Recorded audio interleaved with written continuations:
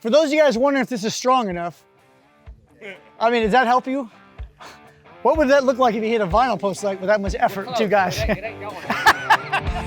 Let's forget about vinyl completely. That's a great conversation to have. Forget about vinyl, okay? All fence. You got the guys that are fence gurus, the guys have been putting in fence forever, they'll tell you, oh, back sight, you don't need a string line, no equalizer, just do it by eye. And what they're talking about is just eyeing every single fence post. That is a skill to learn, and it can be done, and they don't have the tolerances that we would want to have in the backyard. Most of the time it's 5,000 foot fence line. And nobody, well, there's that, and nobody cares if the fence has a slight deviation. No one really cares on a big job. In this setting, our homeowner is gonna notice a 1/4 inch deviation. So, this same conversation, guys, applies to why we don't do the heights until afterwards. Okay, because if you try to height all your post heights by eye without a rail, I'm gonna call the string line a rail, right? Without connecting the dots, it's kind of hard to see that exact.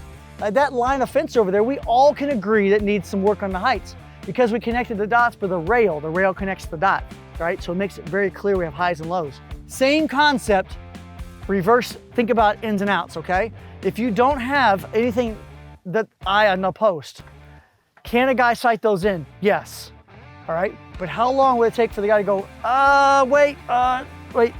just a little more, hold on, back in, and you go this back and forth thing, and you got two guys down here, one guy sighting. What happens, you build a bit of stress because you're like, you go too far or too little, and you're like, hold on, go to the next one, come back, go to the next one, come back.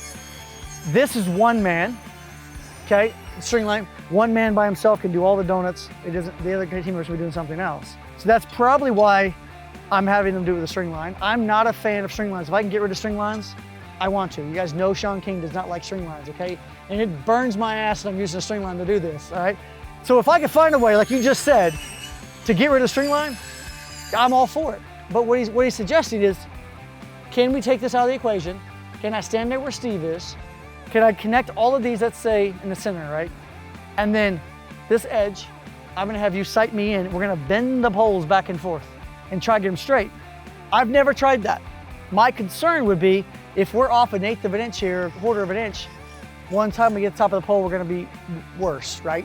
Yeah. And so if I dialed it in absolutely perfect here with less stress, I think that's advantageous, but to truth be told, I've never tried it that way. I mean, I see what you're saying, because this ain't the final product. The final product's up here. That's right. I see what I see. And if we can move those posts to final product, I don't think you heard my conversation over there, but they're hard to move after the fence is built. I did. This way is hard to move after the fence is built. It's difficult to move these posts because you don't have much, you're not pushing directly on this. You got flex in the vinyl, flex in the donuts, things are moving on you. So let's try something. Who's pretty good at sighting in? Just be honest, are you good at sighting in the line? I like it. Feel good? Okay. Steven, I'm gonna have you take the string line just down and lay it on the ground. You work the donuts, okay? All I want, and right now I haven't moved the donuts, and I have you sight the donuts in. If you can sight the edge of the donuts all the way down to the end. Well, I mean, kind of what I was thinking is just sight the top of your post in, and then just either put a donut in the middle or put it to one side. Let's try it. But I can kind of see what you're saying, because this could be perfect at this height. But then when you add more to it, it could be off an inch. This is the best straight line you've got in your pocket, 3 foot of straight line. So show us that. You just take it, and then as you tip it up and put it to the corner of your eye, and watch that line, yes, all the way down the line, yes, it's as straight as a string line will ever be, and the wind can't affect it. It's the same thing as using a plumb bob on a string going down to the ground and sighting that plumb bob down, yep, or a transit. It's just a poor man transit. So you take it and you put it up to your eye and you tip it back until it covers all the length of your line, and then you run your eye down the edge and you just move those donuts out until they hit. Okay, Joe, I don't know how it'll work with blurring on the donuts or whatever. It might be hard. Let's try it. Can I get somebody to work these donuts for him? Start here, go all the way down, and I'm gonna have you try the top of the post on the other end, all right? We're gonna spend 10 minutes on this. Let's figure it out if this works. It might not be as good with sighting in donuts as sighting in fence posts when you're driving post is great. You wanna try the post? You feel good? Just do the post. Tell me if there's anything out of alignment. They may all be close enough that this might not be. You can't even see it, right? Might not be accurate. So that goes back to what I was trying to say earlier, is that a lot of guys that backsight, they're right in that they can backsight the job because the tolerance that they are okay with on a 1,000-foot line, who cares if you can't even see the difference of a 1/4 inch, right? You get to a point where law of diminishing returns, you can't even see it. And we may be overthinking it here. We may not even need to worry about being that accurate. Honestly, I don't know. When they're done, we're gonna put the string line on the post and see how close Kenan is. For those of you guys wondering if this is strong enough, I mean, does that help you? What would that look like if you hit a vinyl post like with that much effort, two guys? It ain't going.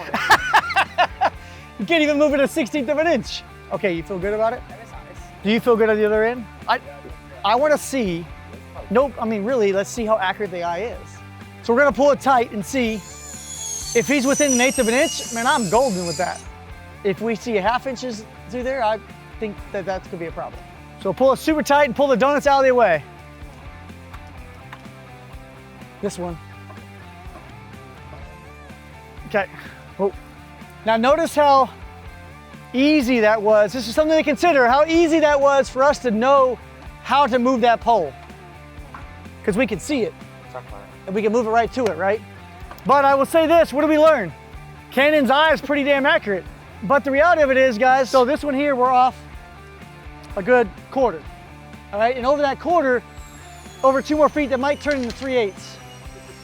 And so 3/8 of an inch on top of the putts post, you're probably gonna notice 3/8. And I'm okay with leaving it and let's put it together and find out. I mean, the homer's never gonna know the difference. We can learn from that and not make any adjustments and say at the end of the day, doing this way by eye or with a string, is there really going to be enough difference? Does everybody understand what we're talking about? Are we talking about using a string line or not? We're talking about one guy doing it or 2 guys doing it. If you use a string line, 1 guy can do that by himself. If we can get away with stop using string lines, Shawn King is all for that. They should start making string lines in blue and I might not be so biased.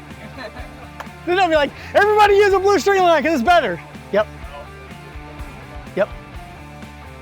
So George's talking about is to get the reveal. It's a good idea to have a gap or daylight, I said earlier, reveal between the string line and the post. In a case like this where you're on the post on both ends, that means all of them gotta be on the post. A trick that he's used is a Sawzall blade or a pencil, and they stick that between the string and the first post on both ends, and you make that space the same, and you're never gonna impact that string line if you really wanna get straight. Does that make sense? All right, let's move that to the donut, and do a donut and nail these up.